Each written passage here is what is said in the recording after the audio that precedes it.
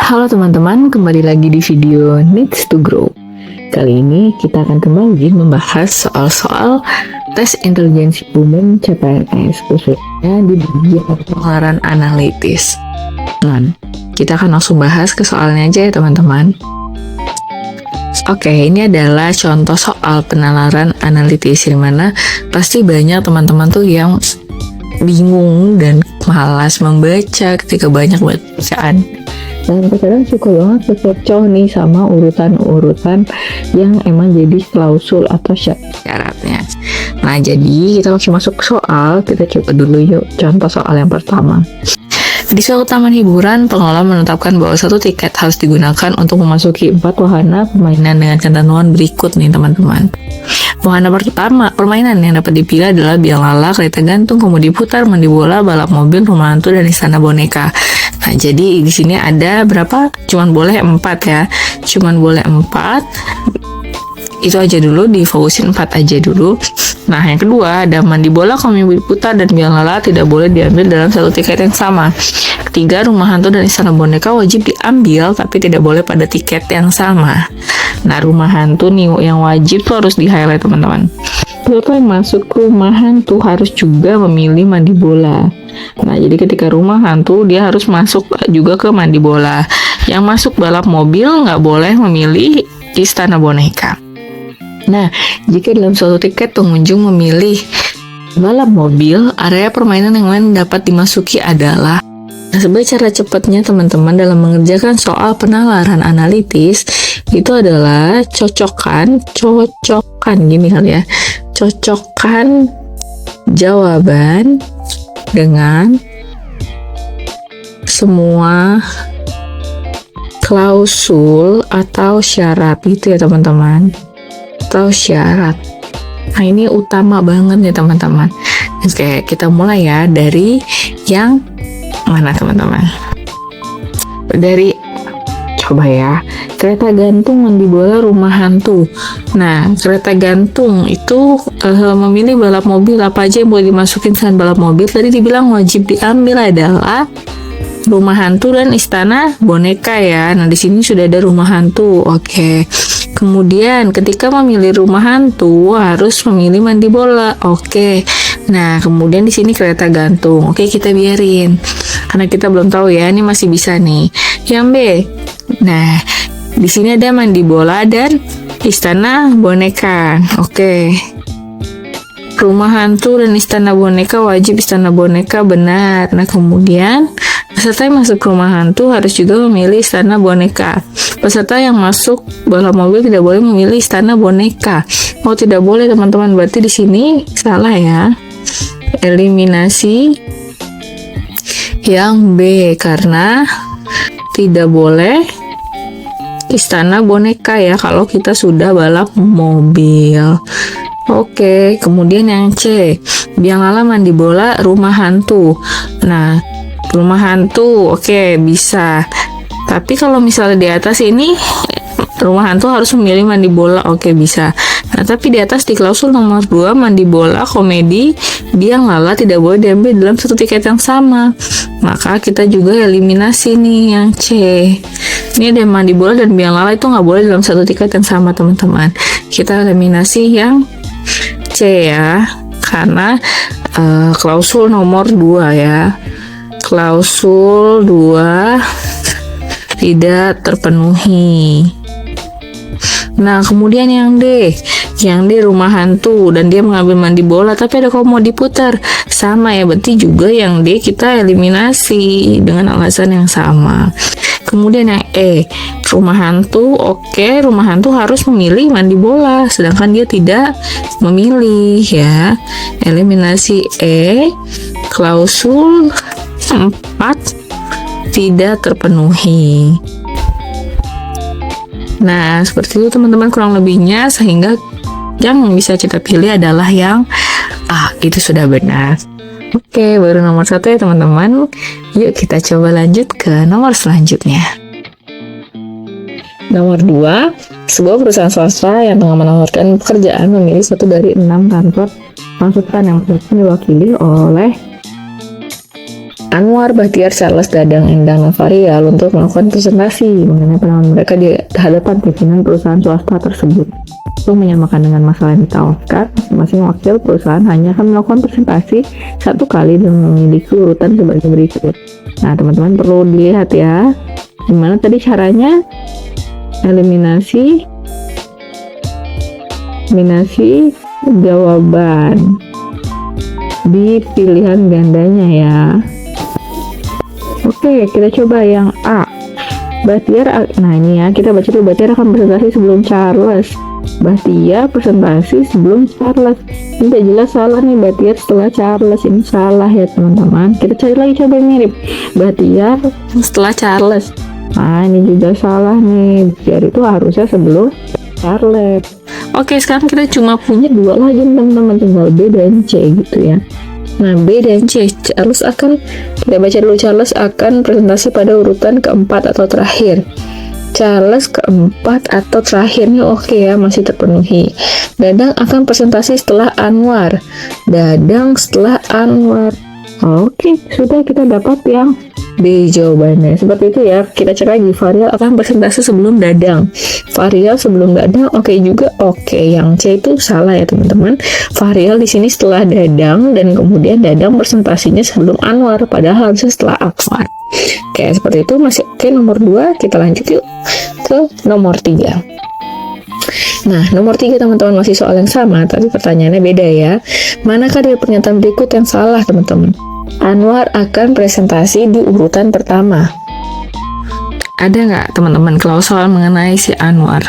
Nggak ada ya, jadi kita diamin dulu aja, kita pending nih. Nih kita pending. Nah, kita pindah dulu ke B. Dadang akan presentasi pada urutan ketiga. Bisa? Masih bisa ya, masih bisa. Jadi kita pending nih, ada kemungkinan benar nih. Endang akan presentasi pada urutan ke-6. Tidak ada ya kriteria tentang Endang ya teman-teman, ini masih kita pending. Fahrial akan presentasi pada urutan ke-6. Fahrial akan, nah ini teman-teman, ini jelas salah. Kenapa? Lihat klausul 4 itu apa? Fahrial akan presentasi sebelum Dadang. Nah ini berarti apa teman-teman? Berarti Fahrial bukan di posisi atau giliran terakhir ya. Terakhir. Oke, berarti sudah dapat yang kita lihat lagi ya. Dadang presentasi jika Fahrial telah maju presentasi, sesuai ya sama klausulnya. Oke, langsung aja teman-teman kita cross yang D gitu ya, jadi nggak perlu semuanya dicek. Oke, kita next yuk ke soal berikutnya. Soal nomor 4 ya teman-teman, suatu proyek yang terdiri atas beberapa jenis proyek, yakni proyek A, B, C, D, dan F. E dan F proyek kecil ini berkaitan satu sama lain. Tiap jenis pekerjaan diatur sebagai berikut. Proyek B hanya boleh dikerjakan bersama proyek C. Proyek A hanya boleh dikerjakan bersama proyek E, boleh dikerjakan bersama proyek E. Proyek B tidak boleh dikerjakan bersama dengan proyek E. Tidak boleh ya teman-teman. Proyek E dikerjakan jika dan hanya jika proyek F dikerjakan. Nah, pertanyaannya, jika proyek A dan D dikerjakan, proyek yang pasti tidak dikerjakan ialah proyek yang pasti tidak dikerjakan teman-teman. Nah, kita lihat A, proyek A boleh dikerjakan. Berarti A tidak ada klausul apapun ya. Klausul alias aman. Kita lihat proyek selanjutnya yang D. D di sini apa? Di klausul nomor 3. D klausul 3. Klausul 3 tidak boleh dikerjakan dengan proyek B. Berarti jawabannya udah jelas adalah yang A ya teman-teman, masih gampang. Oke, kita next dulu ya ke nomor 5. Nah, nomor 5, 7 orang yaitu Mono, Nini, Odi, Panikori, Reni, dan Susi sedang naik roller coaster yang terdiri dari beberapa kereta yang saling terkait. Mereka menaiki 3 kereta terdepan teman-teman. Kita sambil gambar ya. 3 kereta terdepan dengan muatan maksimal 1 kereta adalah 4 orang teman-teman. Jadi satu kereta itu ada 4 orang. Karena telah diisi orang lain, kereta pertama hanya dapat diisi 2 orang. Kita cross 2 orang ya teman-teman. Jadi cuma bisa 2 dari mereka. Kereta 2 nih gerbong 1 nih gerbong 2 hanya bisa diisi 3 orang. Berarti 1 sudah terisi. Dan kereta yang ketiga dapat diisi 2 orang juga dari mereka. Aturannya Mono ada di kereta yang sama dengan Reni. Susi tidak satu kereta dengan Pani atau Kori. Nini tidak satu kereta dengan Kori atau Fani. Berarti Mono dan Reni. Di sini Susi tidak dengan Pani dan Susi tidak dengan Kori. Di sini Nini juga tidak dengan Kori dan juga Nini tidak juga dengan Pani ya. Nah, satu lagi namanya si Odi, jangan lupa teman-teman. Oke, bila Mono berada di kereta kedua, kita tulis dulu ya, Mono. Bila Mono berada di kereta kedua, berarti Mono di sini nih teman-teman. Mono. Pernyataan yang benar adalah, nah, lagi-lagi ya, eliminasi jawaban. Kita simulasi yuk yang A dulu. Simulasi yang A nih teman-teman. Simulasi yang A yuk kita buat. Ada 2. Ini 2. Nah, di sini sudah ada si Mono. Sudah ada Mono. Nah, ketika ada Mono berarti ada siapa teman-teman? Reni ya. Lihat klausul yang pertama nih wajib. Nah, Kori di kereta pertama dan Pani. Kori di kereta pertama, kita taruh si Kori, dan Pani di kereta ketiga. Nah, kita bisa coba teman-teman, ketika Kori di sebelah sini, misal kita kan sini ya, Kori itu tidak bisa dengan Susi, Kori juga tidak bisa dengan Nini. Sisanya siapa? Odi. Misal kita taruh Odi di sini. Kita taruh lagi siapa teman-teman? Nini. Nini kita selamatin di sini. Sisanya siapa? Susi. Susi tidak boleh di sini ya teman-teman, karena Susi tidak boleh juga dengan Pani, sehingga yang A itu jawabannya sudah pasti salah. Oke, lanjut kita simulasi yang B teman-teman. Nanti boleh teman-teman pelan-pelan kalau misalnya belum paham bisa diulangin lagi. Nah, di sini kita tulis, kita cross, dan di sini kita tulis dulu si Mono ya. Mono, kita bedain ya tintanya biar nggak bingung. Reni sudah pasti bersama dengan Mono. Nah, nomor yang B, Nini di kereta pertama dan Susi di kereta ketiga. Ini Nini, ini Susi. Nah, otomatis misal ini kita selamatin, dia duduk dengan Odi. Nah, di sini kita taruh si misal Pani ataupun Kori. Nah, di sini pasti Susi akan ketemu Pani ataupun Kori gitu ya teman-teman. Jadi simulasi yang B juga salah. Teman-teman bisa nih coba berbagai bentuk lain, simulasi-simulasi yang lain pasti akan menghasilkan hasil yang sama ya. Jadi kesimpulan kita tuh sama, itu tidak bisa gitu. Nah, kita simulasi ini yang ketiga ya, yang C. Di sini kita taruh si Mono ya. Mono itu di nomor 2. Sudah pasti Mono itu mengajak Reni ya. Nah, Susi dan Nini di kereta ketiga. Misal kita tulis Susi dan Nini. Nah, di sini kita taruh misal Odi ya. Di sini Pani dan Kori. Aman nggak teman-teman? Semua terpenuhi nggak?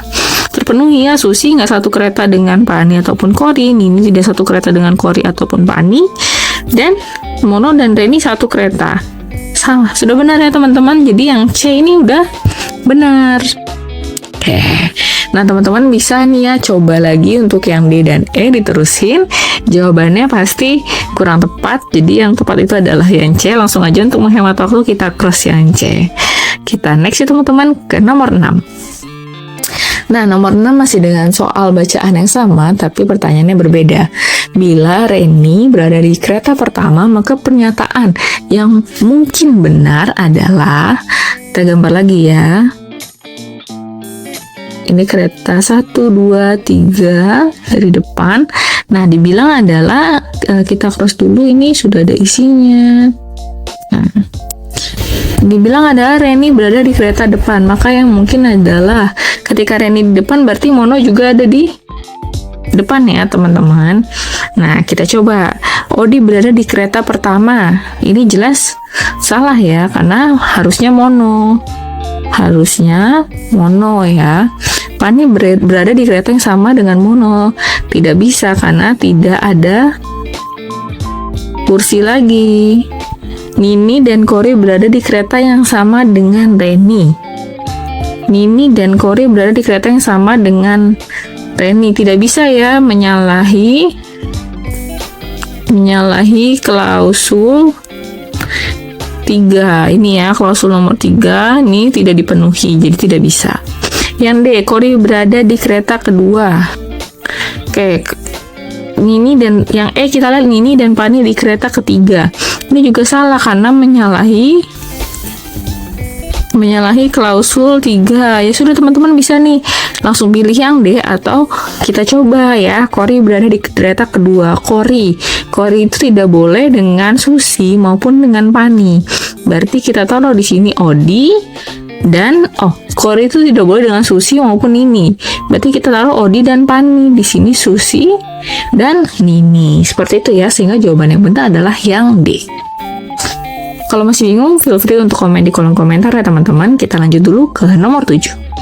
Oke teman-teman, bacaan nomor 7, sepasang pengantin akan jalan-jalan ke Yogyakarta dan berencana mengunjungi 6 tempat wisata. Ada 6 ya teman-teman tempat wisatanya, yaitu 6. Malioboro, Alun-alun, Candi Borobudur, Candi Prambanan, Parangtritis, dan Keraton. Adapun aturannya yaitu Malioboro harus dikunjungi sebelum Candi Borobudur dan Keraton. Prambanan hanya boleh dikunjungi jika Candi Borobudur sudah dikunjungi. Parangtritis harus dikunjungi setelah Malioboro, namun sebelum alun-alun. Oke, pertanyaannya, jika alun-alun dikunjungi sebelum Candi Borobudur. Nah, kita tulis ya teman-teman, alun-alun sebelum Candi Borobudur, Candi B aja ya. Dan Parangtritis dikunjungi setelah Keraton. Nah, jangan lupa, Parangtritis harus dikunjungi setelah Malioboro namun sebelum alun-alun. Jadi, kita taruh Parangtritisnya, Parangtritis dulu ya, Parangtritis dikunjungi setelah. Pokoknya Parangtritis itu harus sebelum alun-alun. Nah, sekarang sisanya teman-teman, kita sudah ada 4 nih, 1, 2, 3, 4. Sisanya adalah Candi Prambanan. Candi Prambanan hanya boleh dikunjungi jika Candi Borobudur sudah dikunjungi. Berarti Candi Prambanan yang paling terakhir ya.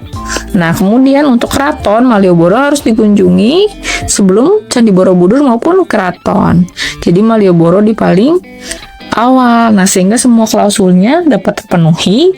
Pertanyaannya adalah, maka yang dikunjungi terakhir adalah, berarti jawabannya adalah Candi Prambanan. Gitu ya teman-teman. Masih gampang, kita lanjut yuk ke nomor 8. Masih dengan bacaan yang sama, cuman pertanyaannya berbeda. Jika Keraton dikunjungi setelah alun-alun. Oke, berarti alun-alun. Nah, di sini Keraton ya. Dan Candi Prambanan dikunjungi sebelum Parangtritis, Candi P. Parangtritis itu harus sebelum alun-alun ya teman-teman, agar klausul nomor 3 terpenuhi. Nah, maka kayak gimana urutannya? Candi Prambanan itu hanya boleh dikunjungi jika Candi Borobudur sudah dikunjungi. Berarti di sini adalah Candi Borobudur. Dan Malioboro harus dikunjungi sebelum Candi Borobudur. Jadi paling awal tetap Malioboro. Oke, dari urutan 6 tempat wisata ini kita pilih. Yang dikunjungi kedua adalah alun-alun, salah ya. Yang terakhir dikunjungi Parangtritis, salah. Yang dikunjungi ketiga Candi Prambanan, benar. Oke, ini benar. Yang dikunjungi kelima adalah Parangtritis, salah. Yang dikunjungi keempat adalah Candi Borobudur, salah. Jadi jawabannya adalah yang C. Mudah ya teman-teman. Feel free kalau masih ada yang bingung, silahkan komen di kolom komentar. Kita lanjut dulu ke nomor 9. Oke, nomor 9 bacaannya, setiap berangkat ke sekolah, Nina membawa bekal makanan. Bekal yang dibawa Nina diatur ibunya tanpa memperhitungkan hari ketika Nina tidak masuk sekolah. Jadi tanpa memperhitungkan. Nah, nasi goreng dan nasi putih dibawa secara bergantian setiap hari. Sekolah dibawa secara bergantian. Lauk untuk 2 hari sekolah berurutan ayam goreng 2 kali, baru kemudian telur goreng untuk 1 hari 1 kali aja di sekolah berikutnya, dan seterusnya berulang. Minggu pertama tahun ajaran adalah Senin. Oke, Senin ya. bekal pertama yang dibawa adalah, ini minggu pertama, bekal yang dibawa pertama adalah nasi goreng. Nasi goreng kita singkat jadi NG ya, nasgor kita singkat jadi NG. Nasi putih kita singkat jadi NP. Di sini nasi goreng plus ayam goreng. Nina tidak masuk sekolah pada hari Selasa dan Sabtu minggu kedua karena sakit. Hari Rabu minggu kelima adalah hari libur nasional. Pada hari apakah selama 5 minggu pertama Nina lebih sering membawa bekal nasi putih dan telur goreng? Oh oke. Berarti ini sampai 5 minggu ya teman-teman. Senin, Selasa, Rabu, Kamis, Jumat, Sabtu ya, karena di sini ada Sabtu, jadi kita asumsikan bahwa dia juga Sabtu sekolah. Nah, di sini diminta 5 minggu. Minggu kelima, tadi hari Senin pertama, minggu pertama adalah Senin yang dibawa itu nasi goreng dan ayam goreng. Berarti dimulai dari NGA. Habis nasi goreng diganti jadi NP ya teman-teman, bergantian nasi goreng dan nasi putih dibawa secara bergantian. Tapi ayam itu lauk untuk 2 hari, berarti di sini nasi putih dan ayam. Kemudian ganti lagi nasgor. Kita tulis dulu nasinya ya teman-teman biar nggak bingung. Oh, ini teman-teman, Nina tidak masuk sekolah pada hari Selasa dan hari Sabtu. Minggu kedua, di sini Nina nggak masuk Selasa dan Sabtu. Kemudian hari Rabu minggu kelima adalah hari libur nasional. Di sini juga libur. Oke, kita lanjut teman-teman. Kita tulis nasinya dulu NP, NG, NP. Di sini NG, di sini NP, NG, NP. Karena tidak memperhitungkan hari libur ya teman-teman. NP, NG, NP, NG, NP, NG, NP, NG, NP, NG, NP, NG, NP, di sini ya, NG, NP, NG. Nah, kita taruh nih tinggal ayam, telur. 2 kali lagi, ayam, telur. Ayam, telur. Ayam, telur. Ayam, telur. Ayam, telur. Ayam, telur. Ayam, telur. Gitu ya teman-teman. Nah, langsung ke pertanyaan, pada hari apakah selama 5 minggu pertama Nina lebih sering membawa bekal nasi putih dan telur goreng? Berarti dia minta NPT di hari apa? Kita cari ya teman-teman, nasi putih dan telur goreng. NPT di hari Senin 0 ya NPT-nya. Hari Selasa ada 3. Hari Rabu NPT 0. Hari Kamis NPT 0. Hari Jumat NPT 0 ya. Hari Sabtu NPT 1. Jawabannya adalah yang paling banyak itu di hari Selasa. Jadi kita cross yang Selasa. Oke, kita lanjut yuk ke nomor 10. Oke, masih dengan bacaan yang sama nih teman-teman. Pertanyaannya aja yang berbeda. Pada hari apa saja kah pada minggu ketiga Nina dibekali dengan nasi putih dan ayam goreng? Berarti dia minta NPA ya teman-teman. Di minggu yang ketiga hari apa aja? Oke, kita cek yuk. Di minggu ketiga yang tadi apa ya? NPA, nasi putih ayam. Berarti di hari Kamis nih ya. Dan di hari Sabtu. Oke. Jadi jawabannya ada di hari Kamis dan di hari Sabtu yang D. Nah, gitu teman-teman. Oke, kita sudah sampai di penghujung video. Itulah beberapa soal mengenai penalaran analitis. Semoga teman-teman bisa mengerti penjelasannya. Jika masih ada yang bingung atau mau sharing juga feel free untuk komen di kolom komentar. Jangan lupa like, subscribe, dan share ya teman-teman jika dirasa sangat membantu pada teman-teman yang membutuhkan. Oke, itu aja video kali ini. See you in another video teman-teman. Happy learning. Bye-bye.